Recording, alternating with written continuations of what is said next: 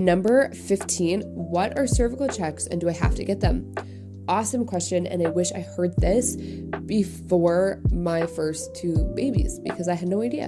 A cervical check is where they are going to insert their fingers inside of the vagina and they are going to reach towards the cervix and see if the cervix is, is it open? Is it soft? How far open is it? And they're going to check with their fingers. So they're going to open up, see, okay, I can get my fingers like this, you're 3 centimeters, 4 centimeters, whatever it is. They're just trying to measure an aspect of labor progression.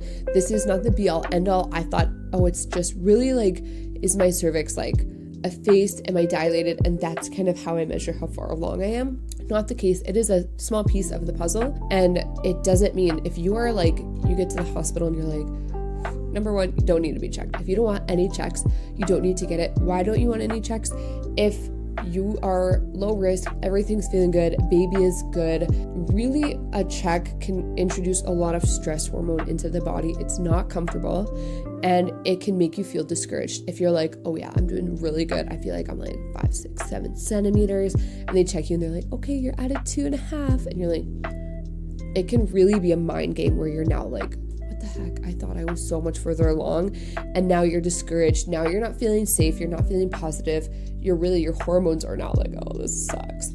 So if you don't need to be checked, don't do it. You don't have to get checked. If you want to be checked, go for it. That's awesome. I'm not going to tell you to not do it, but it can introduce a lot of stress and it also introduces bacteria. You always have that chance of bacteria being introduced, and this is where, we get that chance of an infection. It is not just dilation that measures how far along you are.